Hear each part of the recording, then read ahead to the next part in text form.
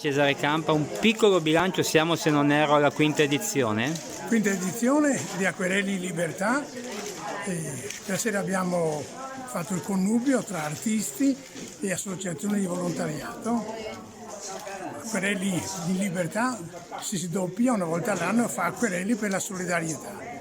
Abbiamo donato 17 associazioni, 17 quadri molto belli di artisti che li hanno voluti donare affinché queste associazioni di volontariato potessero abilire le loro sedi, farne l'uso che loro vogliono. Quindi l'acquerello è un codice espressivo per unire. Esattamente, bravo. Un codice espressivo per unire, e avremo un ultimo appuntamento presso il carcere femminile e maschile di Venezia, perché alcuni artisti vogliono donare le loro opere realizzate l'anno scorso a queste realtà di sofferenza ma anche di redenzione nel nostro territorio.